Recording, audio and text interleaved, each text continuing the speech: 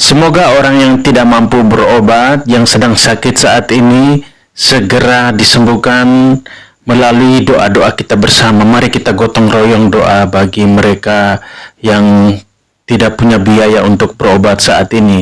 Sembuh, sembuh, sembuh. Amin. Di video saya yang ke-63 ini kita membahas seorang ibu seorang ibu yang namanya Ibu Kemila. Ibu Kemila ini ia sering bermimpi ada sosok manusia tinggi besar tinggi besar yang sedang berbaris dengan OMK, dengan muda-mudi Katolik dan berdiri paling depan dan ada salib yang terpampang di dada muda-mudi tadi. Dan Ibu Kemila itu mendengar bisikan suara, katanya, yang paling kata dalam mimpi itu, yang paling tinggi dan besar itu anakmu Kemila, Tentu saja membuat Ibu Kemila ini cemas, soalnya ia lagi mengandung, yaitu Kamilus, anak yang dirindukannya, yang ditunggu-tunggu selama 60 tahun. Mereka berdoa siang malam tidak henti-hentinya dengan suaminya. Berdoa menunggu selama 60 tahun dan doa mereka baru dikabulkan. Doa Kemila dan Johannes de Lelis, ayah dari Kamilus. Jadi Kemila takut akan mimpinya itu. Apakah pertanda buruk bagi anaknya? Ketika Ibu Kemila melahirkan bayi Kamilus, heboh satu kampung. Kelahirannya menjadi pembicaraan dan buah bibir. Soalnya Ibu Kemila umurnya sangat tua dan sudah, artinya umurnya sudah bau tanah sudah kepala 60 tahun. Waduh, menjadi apa anak ini? Dan masyarakat memberi namanya Kamilus, Masyarakat di sekitarnya memberi namanya yaitu Kamilus. Kekhawatiran Ibu Kemila pun terjawab. Kamilus menjadi anak yang tinggi, besar banget, melebihi anak-anak lainnya besar sekali. Sifatnya sangat jelek Bapak Ibu. Ia suka berantem sama ibunya, sama tetangga, suka cekcok dengan anak-anak lain, bandel, keras kepala kepala batu kalau orang di timur sana bilang, dan suka berjudi. Ia suka berjudi. Wah, parah ini. Dan Ibu Kemila menerima apa adanya soalnya putranya satu-satunya putra semata wayangnya, diam aja namanya seorang ibu, apalagi udah tua. Ketika Kamilus berumur 13 tahun, ibunya meninggal dunia dan membawa kesan bahwa anaknya adalah seorang penjahat. Yang diingat ibunya ketika meninggal berarti anaknya seorang penjahat. Sedih Bapak Ibu rasanya, terpaksa dititip pada kenalannya untuk dirawat. Dirawat sampai besar. Kamilus hatinya kadang-kadang baik. Kenapa saya bilang kadang-kadang baik? Ia baiknya itu, penuh kasih itu pada pengemis yang datang ke rumahnya. Asalkan datang pengemis itu dia keluarin duitnya. Keluarkan duit, memberi makanan kepada pengemis. Nah, akhirnya ia mulai dewasa. Ia melamar menjadi tentara dan bergabung dengan ayahnya, yaitu Johannes de Lelis tadi. Jadi menjadi tentara. Dan ia ketika gaji pertama, gaji kedua, gaji ketiga, setiap kali gajian itu uangnya habis untuk berjudi hingga jatuh miskin dan melarat, tidak bisa berbuat apa-apa. Bentar ada yang lewat. Dan tumit kaki Kamilus itu luka ketika ia bertugas sebagai tentara.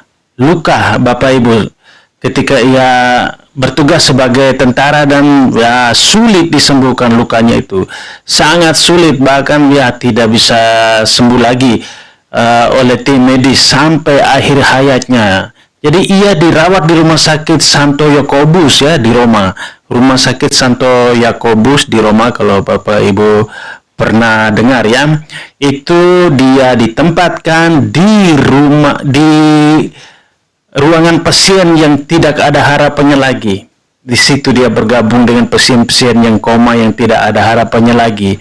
Ya, kemana biasanya? Ya, menunggu ajalnya aja biasanya. Jadi ia menjadi ketika itu, maksud saya, setelah itu ia menjadi seorang pengemis yang sangat miskin. Ia juga bekerja sebagai helper bangunan. Jadi karena Camillus rajin, makanya Pastor Capuchin memberinya kerja sebagai kurir biara ya. Jadi tukang antar-antar surat. Kalau sekarang kan pakai WA, pakai email. Kalau dulu memang mengantar surat. Jadi naiknya kalau di bagian di Roma sana pakai keledai ya. Kalau di Indonesia bagian timur sana pakai kuda. Jadi dari kampung ke kampung, desa ke desa ya itu pakai kuda karena keledainya nggak ada. Jadi dia jatuh dari keledai waktu itu dan ia pingsan. Jadi ada suara yang bisik padanya. Ada suara datang dan bisik pada Camillus. Camillus, cukup sudah dunia ini.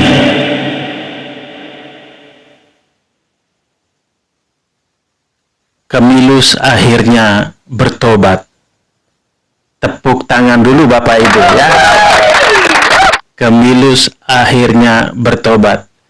Bapak Ibu, ini luar biasa. Memang ada saat-saatnya kita diingatkan oleh Tuhan kita ya. Kita harus bertobat. Dan melamar kerja lagi di rumah sakit tempat ia dirawat. Di Rumah Sakit Santo Carolus. Sorry Bapak Ibu, di Rumah Sakit Santo Yakobus ya, di Roma. Yakobus ya, bukan Carolus. Jadi itu luar biasa. Ketika itu Camillus ini ia diangkat menjadi pengawas orang sakit dan ia menjadi imam di umur 34 tahun. Jadi imam juga. Luar biasa di umur 34 tahun. Ia lahir di Italia pada tanggal 25 Mei 1550 dan wafat pada tanggal 14 Juli 1614 di Genoa, Italia. Jadi ia dinyatakan sebagai beato pada tanggal 7 April 1742 dan diberi gelar atau dikanonisasi menjadi santo oleh Paus Benedictus yang ke-14 ya. Paus Benedictus yang ke-14 pada tanggal 29 Juni 1746. Luar biasa Bapak Ibu perjalanan hidupnya, dan sekarang menjadi santo pelindung bagi orang miskin yang sakitnya sulit disembuhkan menurut riwayat orang kudus Katolik. Bapak Ibu juga boleh belajar atau boleh searching di Google tentang Santo Camillus ya. Jadi ini kita belajar di sini, kita belajar bersama.